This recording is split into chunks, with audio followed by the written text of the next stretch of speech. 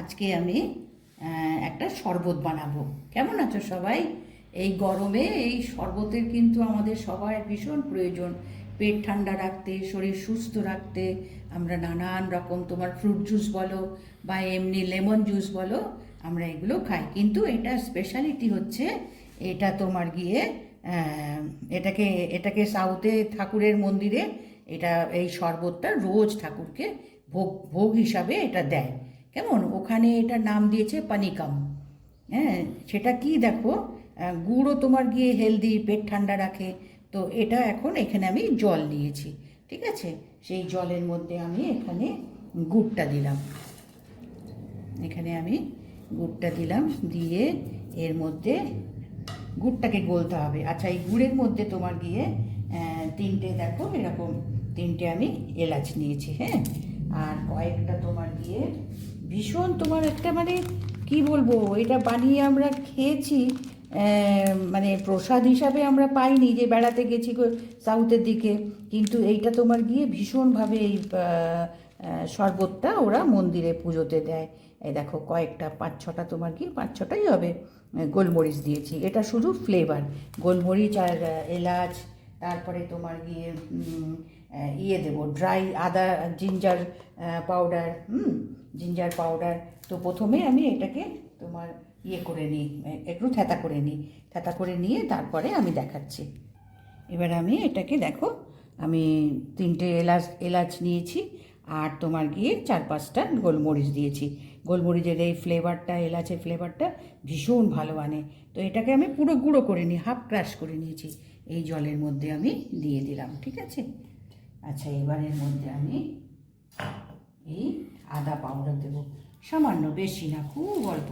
আর এগুলো দেখো প্রত্যেকটা তোমার গিয়ে আমাদের এই গরমকালে শরীরের পক্ষে ভীষণ হেলদি। মানে 1/4, বেশি না, এটুকু জল নিয়েছি। এখানে তোমার গিয়ে 2 গ্লাস মতন জল হবে, ঠিক আছে? তো আমি এখানে সেই রকমই আমি আদা দিলাম, মানে 1/4 চামচ আদা দিলাম। সাউথে তোমার গিয়ে মন্দিরে এই ইয়েটা মানে শুনেছি রোজ দিন এই বিশেষ করে গরমকালে এই শরবতটা ওরা দেয়। কিন্তু একটা জিনিস মনে রাখতে হবে, আমরা যেমন একটু নুন মেশাই না, এতে কিন্তু নুন মেশানো যাবে না। পরে অবশ্য বের করে নিয়ে যদি প্রয়োজন হয় তো একটু নুন মেশালাম, তা নাহলে ঠাকুরকে দেওয়ার সময় এরা নুনটা দেবে না। এর মধ্যে আমি দেখো একটু আদার পাউডার, মানে ড্রাই জিঞ্জার, এই যে ড্রাই জিঞ্জার দেখো, এটা পাওয়া যায় এভারেস্টের, এইটাই আমি কিনে নিয়ে এসেছি। তো এটা দিয়েছি, এলাচ দিয়েছি, গোলমরিচ দিয়েছি একটু তোমার গিয়ে টেস্টের জন্য। আর এখানে একটা তোমার গিয়ে এটা হচ্ছে তোমার গিয়ে কর্পূর। কর্পূর, হ্যাঁ হ্যাঁ, ক্যাম্ফর কর্পূর, ভীষণ সুন্দর একটা, মানে এখানে আমি 1.5 দিলাম। এই যে বড়িগুলো আছে না, এই বড়িগুলো আমি একটা দিয়েছি, আর হাফ দিলাম, মানে এলাচ, তারপরে গোলমরিচ, এই তোমার গিয়ে কর্পূর, একটা অদ্ভুত সুন্দর একটা মানে টেস্ট এবং ফ্লেভার আনে। এবং এটা তোমার গিয়ে বিশেষ করে শুনেছি, এই যে রামনবমী হবে না, আসছে, তো সেই দিনকে ভগবান রামকে এই শরবতটা অবশ্যই ওরা বানিয়ে দেয় সাউথের দিকে। তো সেই জন্য আজকে আমি এটা বানালাম। আর একটা জিনিস দেখো, আমরা কিন্তু কলকাতার দিকে শুনেছি যে গরমকালে তোমার গিয়ে কলকাতায় তো গুড়ের বাতাসা পাওয়া যায়। তো ভীষণ গরমের সময় শরীর এবং মানে ঠান্ডা রাখার জন্য জলের মধ্যে, ঠান্ডা জলের মধ্যে কিছু বাতাসা ফেলে রেখে, বাতাসাটাকে মানে গুড়ের বাতাসা, সেটাকে তোমার গিয়ে মানে গলিয়ে নিয়ে তার মধ্যে একটু লেবু এবং নুন দিয়ে সেই শরবত কিন্তু ভীষণভাবে খায়। তাহলে কি, মানে যে ভীষণ গরমে লু মতন হয় না, সেটা লাগে না শরীরে। তো এটা তোমার গিয়ে বানিয়েছি। এখন এর মধ্যে আমি একটা লেবু তোমার গিয়ে জুস দেবো। এটা আমরা করে ঘরে খেয়েছি, মানে এত সুন্দর হয় লেবুর টেস্ট, তারপরে তোমার গিয়ে কর্পূরের একটা ফ্লেভার, এলাচের ফ্লেভার, একটা অদ্ভুত মানে সুন্দর হয়। আর দেখবে যে কোনো জিনিস ঠাকুরের নামে করলে পরে না, সেটার একটা আলাদাই তোমার গিয়ে মানে টেস্ট এবং ফ্লেভার অদ্ভুত সুন্দর হয়। এর মধ্যে আমি লাস্ট এই লেবুটা দিলাম, আর একটু দেবো।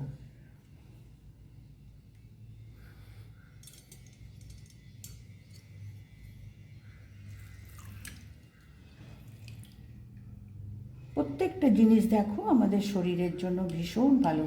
প্রত্যেকটা সিজনে আমাদের শরীরকে সুস্থ রাখার জন্য, এনার্জি দেওয়ার জন্য সব রকম যেন ব্যবস্থা আছে করা। তো এটাকে এখন কি করব, এটা তো দিয়েছি, এটা এখন একটু গুড়টাকে গলিয়ে নিই। হ্যাঁ,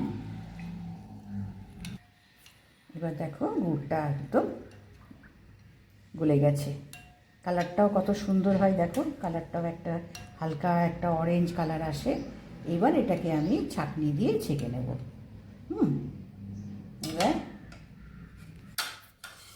এটাকে ছাঁকনি দিয়ে জলটাকে ছেঁকে নেব।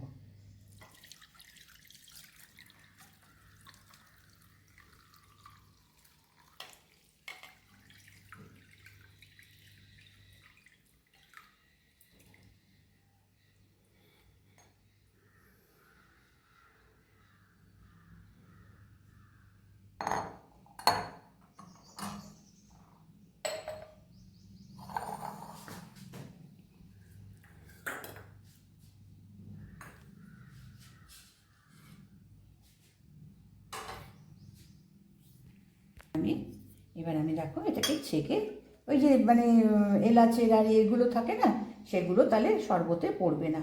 এখন এটাকে আমি গ্লাসে ভরে নেব। ভীষণ টেস্ট হয়, ভালো হয় খেতে।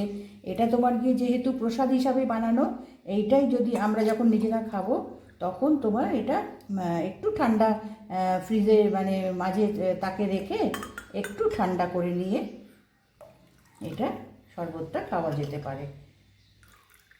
খেলে ভালো লাগবে, ঠান্ডা ঠান্ডা তো খেলে ভালো লাগবে এটা শরবতটা। আচ্ছা, এটা আমি বানিয়েছি। এরপরে তোমার যেহেতু তোমার ঠাকুরকে প্রসাদ হিসাবে দেওয়া, সেই জন্য বাবা তুলসী পাতার অবস্থা দেখো, ভীষণ খারাপ অবস্থা তুলসী পাতার।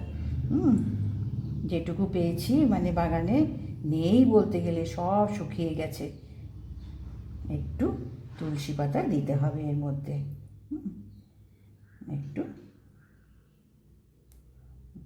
সমস্ত দেখো এখনই গরমে ভীষণ খারাপ অবস্থা তুলসী পাতা। এই তুলসী পাতা একটু দিয়ে এটা, এই যে রামনবমী আসছে, রামনবমীতে ঠাকুরকে তো দেবেই, প্রসাদ তো দেবেই ঠাকুরকে।